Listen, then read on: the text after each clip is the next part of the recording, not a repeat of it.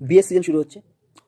আপনার বা আপনার পরিবারের কারো যদি বিয়ের সামনে হয়ে থাকে, তাহলে এই এআই টুলসটা মাথায় রাখুন, আপনার বহুত কাজে লাগবে। বিয়েতে তো প্রচুর ফটো তোলা হয়, এবং ফটো তোলার পর সকলেই চায় আমার ফটোটা দে ভাই, আমার ফটোটা দে। ঠিক আছে? তো আপনারা এই এআই টুলটা মাথায় রাখুন। নিচে স্ক্রিনে যে এআই টুলটা লেখা আছে, সেই এআই টুলটার মাথায় রাখুন। এআই টুলে গেলে দেখতে পারবেন আপনাকে ফটো আপলোড করার অপশন চলে আসবে। আপনি আপনার যত বিয়ের ফটো আছে সব এখানে আপলোড করে দিন। মোটামুটি 10,000, 12,000, 5,000 প্রচুর ফটো তোলা হয়, ফটোগুলো আপলোড করে দিন। আপলোড করার পর একটা কিউআর কোড জেনারেট হবে। যখনই আপনার কাছে কেউ ফটো আপনার কাছে চাইবে, তখন আপনি তাকে এই কিউআর কোডটা পাঠিয়ে দিন।